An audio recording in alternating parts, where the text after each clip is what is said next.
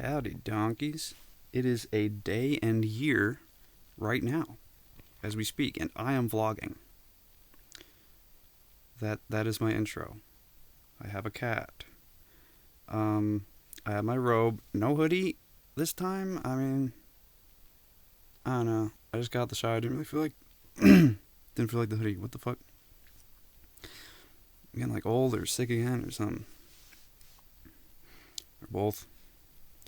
God, but by popular demand, some people want me to cover more bullshit and therapy in my vlog because it seems like I'm so good at making rants and well, they're not as popular as cat videos, but they're definitely getting some likes and attention. So, I will oblige. I already addressed the bullshit of mental health therapy and really, just I think the medical field in the U.S. in general, like, it's known to be bad.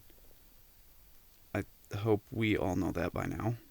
I mean, the U.S. in general is pretty bad, but yeah. Our medical system is, like, just about as bad as our fucking legal system. As far as how it's so jankly put together. There was not really any thought put into it. So, yeah, with therapy, like, you can go there. You can expect to be met with tons of narcissists. I mean, narcissism is easily the most common personality disorder by far, especially in the 21st century.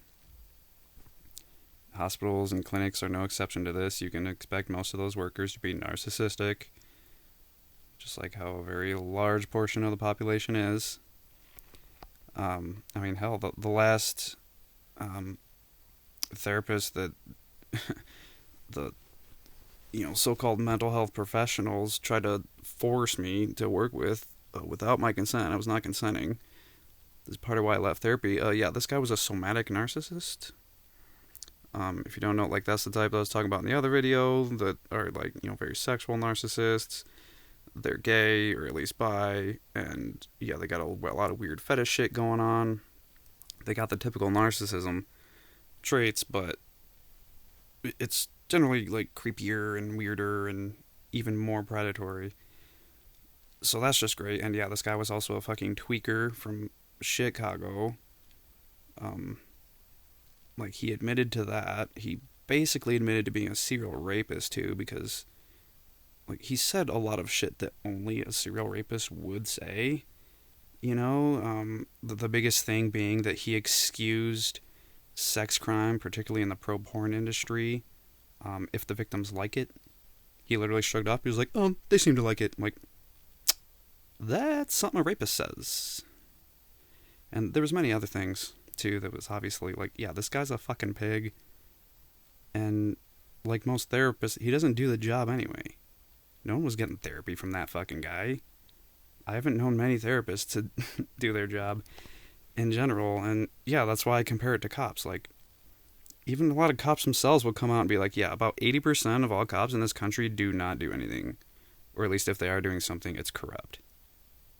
That is exactly how therapists are. Most of them aren't doing shit. And if they are, they're only working to harm people. And the fact that a lot of them are narcissists makes sense with that. Because, yeah, why would a narcissist really want to help someone? They like to make it seem like they're helping people. They're going to claim that they help people.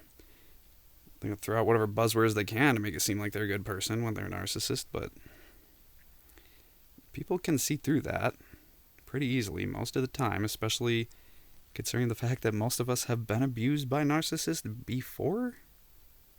And, like, that's how we know as soon as the narcissistic traits come out. Like, I've dealt with narcissists my whole life. Many other people can say the same. I've always been a naturally smart person, too. So even as a little kid, like, I could tell. Like, I didn't know the word for it yet, but in hindsight, like, I knew when people were narcissistic. If you're not completely gullible, it's fucking obvious. The only people who've ever really tricked me who were narcissists were some girlfriends I had. But when it comes to manipulation, it is easier to manipulate someone of the opposite sex who is attracted to you. But even with those girls, like, they only had me tricked for what, like, maybe like 2-3 months before I figured them out. So, you know, I've luckily never been tricked that badly. But yeah, and back to the therapy thing though. Another thing with that is that um, yeah, like a lot of people with PTSD, specifically from domestic abuse, they completely ignored the fact that I was abused. They just accused me of having relationship issues. Yeah, labeled me with BPD, which is not only one of the things that they like to just throw around in like most people's files, right along with autism, wherever that's not applicable. Yeah, BPD also seems like it's one of the completely made up things in their precious DSM. There's not a lot supporting it being real. I personally hypothesize, and many other people have, that BPD is just another form of PTSD that just hasn't been identified yet. Because realistically, it seems like that's what it is. But just for the sake of discussion, even if BPD is real, it seems like it's the least common personality disorder anyway, so it certainly shouldn't be placed in almost every mental health client's files without a diagnosis, without consent, without even proper assessment. For fuck's sake, I mean, these therapists can't assess shit. Like, all they do is pathologize. You know, they discriminate a lot. That's how most therapists are going to assess you. You know, they're going to superficially judge you, discriminate, pathologize everything. They're going to label you with stupid bullshit. You know, I've met other people, well, other clients who, like, you know, we went over each other's diagnoses just out of curiosity, and we found something very interesting. At the very top of the page on our diagnoses was always something that actually made sense. So, you know, for me, it was complex PTSD. You know, there was another girl who, it was like ADHD was her, like, obvious, like, she actually had that. So on and so forth. Like, every first thing that is said in your diagnosis is real, and then whatever follows that is a bunch of made up bullshit that you weren't even diagnosed with. Therapists just threw that in there.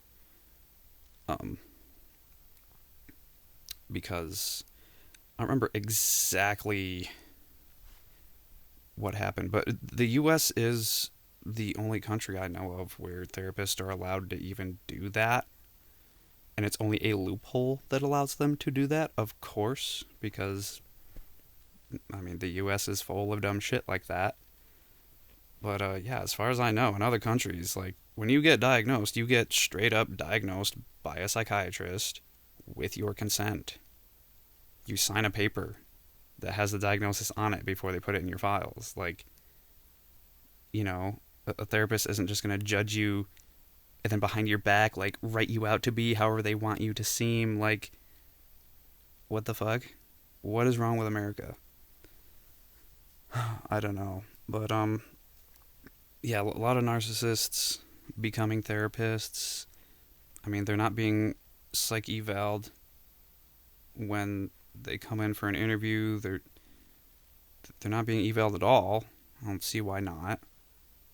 I feel like that's yet another giant oversight. So yeah, it would be easy for narcissists to become therapists because nobody's looking out for that shit. In fact, most of the narcissists I've known to become therapists, like, that they don't ever even get punished for anything that they obviously do wrong. You know, they make federal violations all the time. They violate your privacy constantly. They conspire constantly. They will commit retaliatory action against you if you so much as criticize them for not doing their job in typical narcissist fashion. All of these things are federal violations. I've never known anyone to really get punishment for that. If they do get punishment, their license will get suspended for like a year. There's one lady recently kind of nearby where I am. I think it was only last year in Pennsylvania. She was a therapist, and she was straight up prostituting, like right, literally out of her office. Like that's all she was doing. She literally just got a job as a therapist because it was an easy way to lure dudes into her little, mini prostitution ring that she had going on. And when it was found out, yeah, the only punishment she got was her license was suspended for a year. So by now, I'm sure she's probably back at it. Don't see why she wouldn't be. I don't even think she got charged with anything. Like, hell, I don't even think she got arrested. Like, someone definitely interrogated her because she confessed to at least like a dozen dudes. Um, but there was more. It's estimated that in a pretty short time, she had like 30 dudes that she was just prostituting with. Like, and that's not really surprising to someone like me who's been in therapy and knows that, like, yeah, therapists get away with dirty shit all the time. There was another guy recently who, um, he got caught. He's putting secret cameras in the girls' bathroom of his work, and of course he was a therapist. That guy at least did get punishment. Or at least I hope. Like, it seemed like he was gonna, because I think he actually was arrested. But again, don't know if he was charged for anything. Don't know if the clinic itself really bothered to do anything about that. They generally didn't. Generally, all they do in like a director's board when it comes to complaints and violations, they do everything they can to sweep it under the rug. That is how they take care of complaints and violations. When you're like a client being abused, for example, or maybe you're one of the actual good therapists witnessing clients being abused, so you report it, like, all they do is take that report and they're like, oh, okay, this is what we have to cover up, and then they do everything they can to cover it up. That's it. Um, yeah, I mean, I could go on more, but you pretty much probably have a good idea. Like, we know how narcissists are. In the modern age, they're fucking everywhere. And therapy's the same way. Like, most therapists, they're fucking narcissists, dude. Like, that should paint the whole picture. I don't even know what else to say. So, I guess I won't. I addressed the thing that, like, a few people wanted, but that's okay. Even if one person wanted this, I think I still would have done it, because it's kind of something I want to talk about anyway. But, whatever. This is your donkey boy. Thank you for watching my vlogs. If you do, you must be pretty dedicated to my channel. If you watch my vlogs and Let's Plays, because that's old school content at this point, and, like, no one wants anymore. So, that's cool. For, like, the 8 of you who watch all my videos straight through. I really appreciate that. But, until next time, I'm your donkey boy. And, we're donkeys.